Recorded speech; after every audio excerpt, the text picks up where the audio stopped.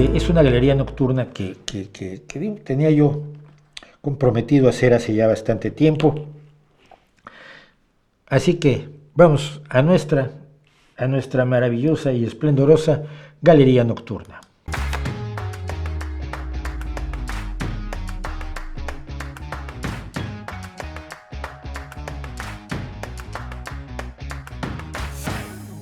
Esta es la galería de música y pintura. Era muy difícil hacerla y al final pues, la hice como pude, porque no encontraba yo el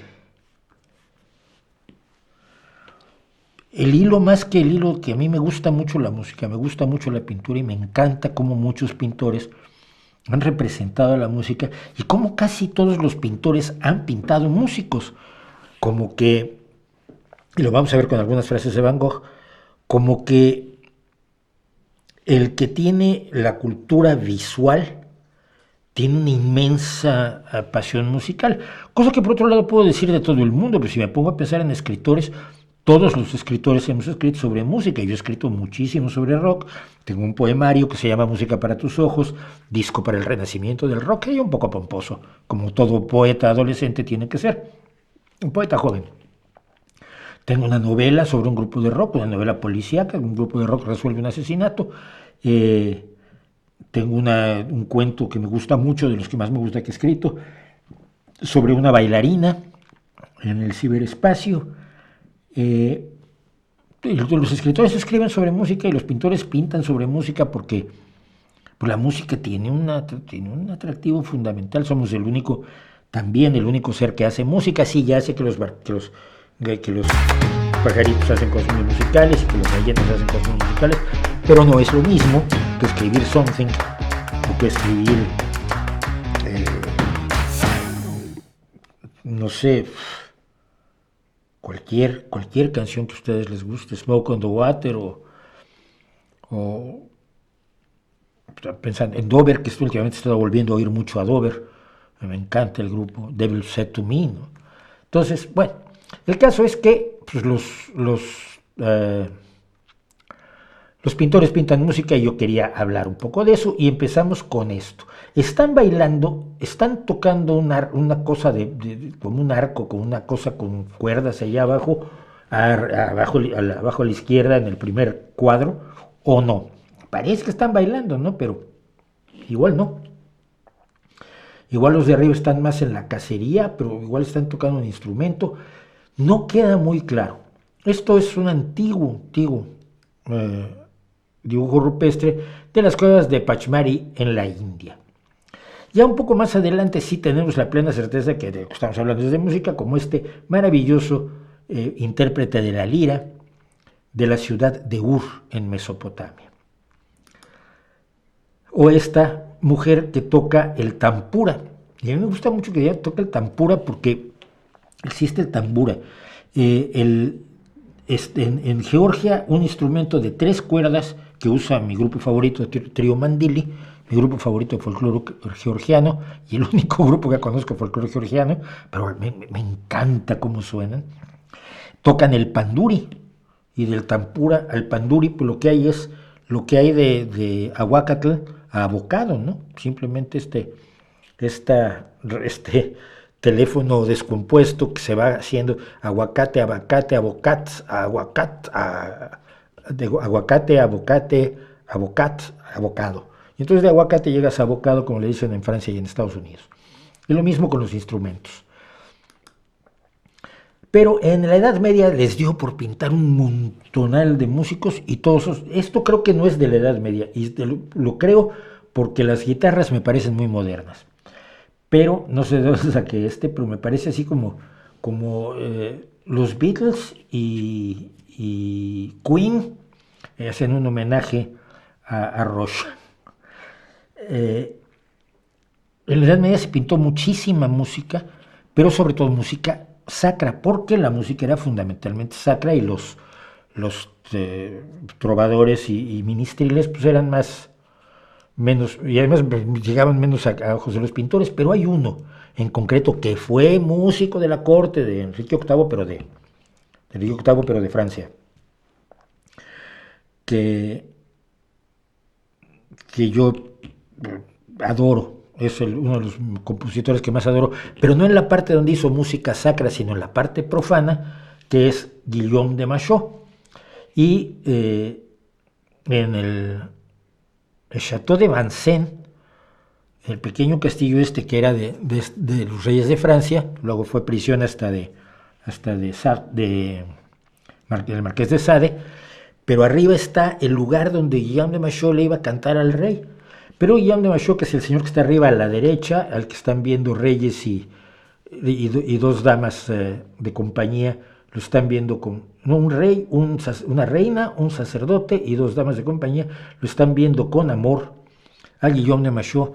Tiene una obra profana maravillosa y una canción que es un éxito, lleva 700, 800 años de éxito, que es Dulce Dame Jolie, Dulce Dama Hermosa.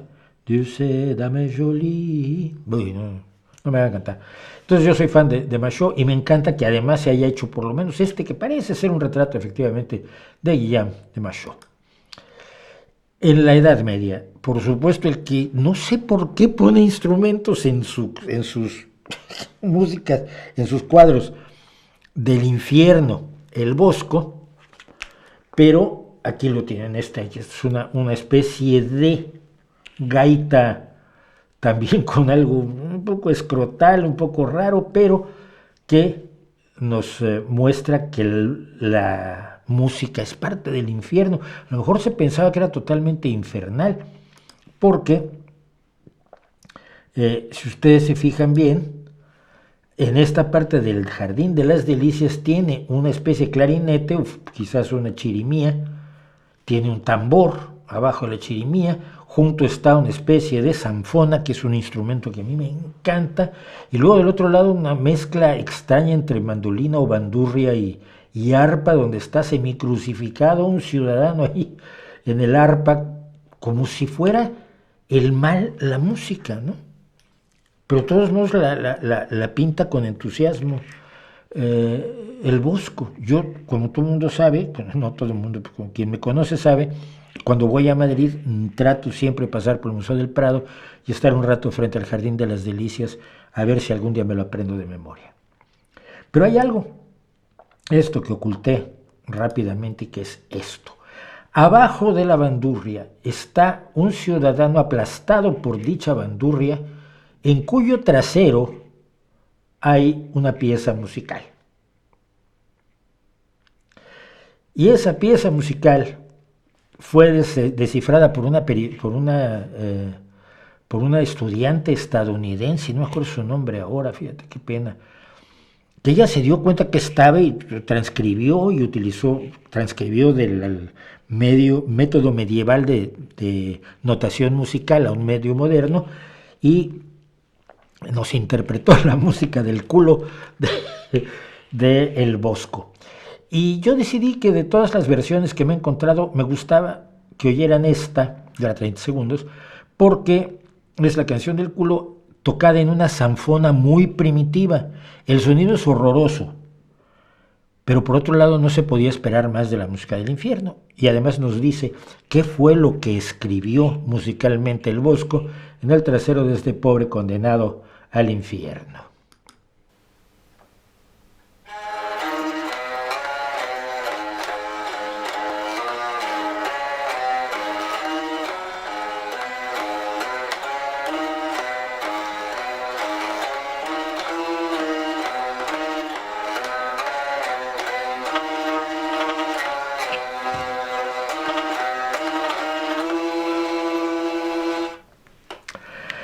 Y ahí lo tienen ustedes, eso es lo que está escrito en una de las obras de arte más maravillosas del mundo, que es, por supuesto, el Jardín de las Delicias del Bosco.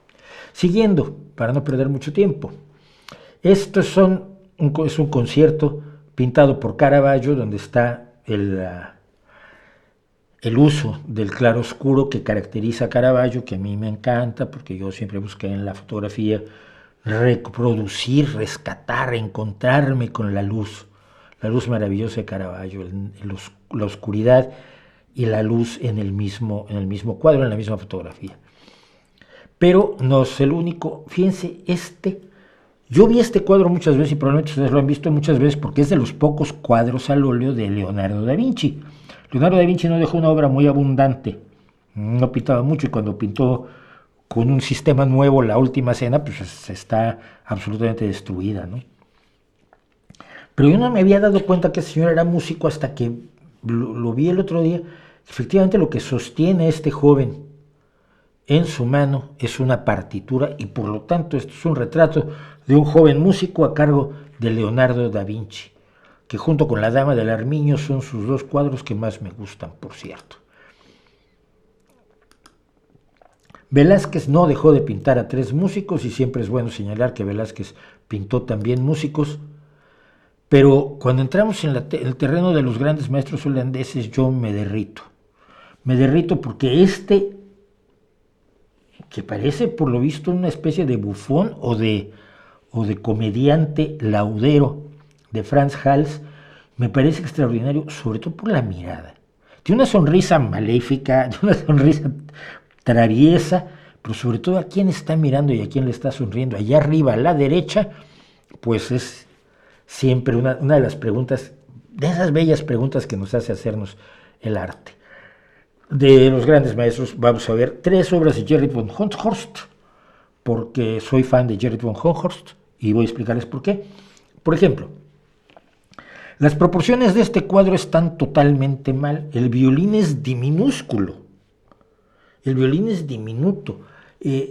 La mano de la izquierda como que le falta codo abajo, pero la sonrisa de ella lo resuelve todo. El violín probablemente debería ser más grande, la mano se debería ver el codo y la otra mano también es muy pequeñaja, no sé, la de la derecha, la del arco. Y el arco pues es chiquitín también, pero la sonrisa de ella, la felicidad cuando está tocando su violín, eso es todo. En esta obra en concreto, Honthorst además hace una absoluta innovación que nunca se había hecho, o por lo menos nunca se había hecho así antes, que es cambiar el punto de vista de abajo hacia arriba. La pintura siempre, hasta este momento, era yo frente a ti, ¿no? Lo que veo a la altura de mis ojos, pues eso es lo que pinto. Esto de ver desde abajo en un balcón a los músicos, ella cantando, él tocando el laúd, el otro tocando probablemente un tiorbo, que es una especie de instrumento maravilloso del Renacimiento. Búsquenlo, el tiorbo, así con B de burro, que es extraordinario, y viéndolos desde abajo, y el perro viéndolo a él como diciendo, ¿y tú qué haces allí? Me parece encantador. De las innovaciones de los grandes maestros holandeses, y esto lo tengo que poner, porque es el cuadro que más me gusta de von Honthorst, y probablemente uno de los cuadros que más me gusta en el mundo, porque si alguien es feliz en el mundo, es este señor con su pequeño vaso y su violín. No podíamos dejar pasar por Holanda y no pasar por los Países Bajos, sino pasar por el señor Jan Vermeer, que aquí tiene una lección de música, tocando la Virginia, que se llama la Virginia, ese teclado en particular, con un cello tirado ahí junto. No tiren los chelos, por favor, son muy frágiles, se los puede decir Yo-Yo Ma, el mejor chelista del mundo. Luego salto rápidamente a dos de mis pintores favoritos. Este señor es Toulouse-Lautrec, bueno, no, esta señora es Mademoiselle Diot y está al piano y la pinta el señor Henri de Toulouse-Lautrec. Y si ustedes saben cuál es mi pintor favorito, pues sabrán que tenía yo que tener, en este caso, a Marguerite Gachet al piano, la hija, creo, la esposa del doctor Gachet, una de los mejores retratos de Van Gogh. Recuerden ustedes que Van Gogh no tenía para pagar modelos, entonces pues, los modelos que tenía eran el cartero y el doctor Gachet, que lo cuidaba él, y la esposa del doctor Gachet, y los molineros y los panaderos y los campesinos y la gente de la calle a la que convencía, sobre todo cuando eran amigos suyos, que por favor posaran para él para que pudiera pintar. Van Gogh, por cierto, tomó lecciones de piano, pero casi volvió loco al profesor. El profesor lo tuvo que echar, porque se la pasaba, dice el biógrafo de Van Gogh, Kassenmakers, dice, estaba siempre comparando la pintura con la música, como para obtener una mejor comprensión de la gradación de los tonos del color.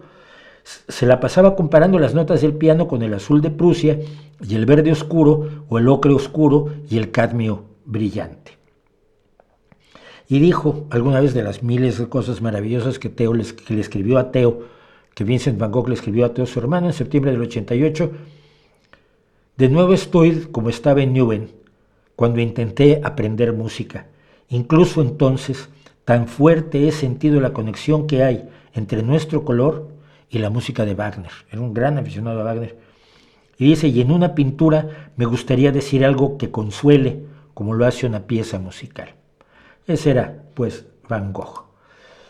Y por supuesto, pues tenemos que terminar con algo de lo más moderno y uno de las grandes obras del cubismo, que son los músicos de Picasso. Las intersecciones de las artes a mí siempre me han parecido emocionantes y apasionantes, y bueno, ¿qué digo yo, que me he dedicado a contar mucho de música en literatura y a escribir letras, algunas de las cuales, pues con el paso del tiempo puedo decir que no son tan malas. Así que esta es, pues, nuestra galería nocturna, y gracias por ser parte de ella.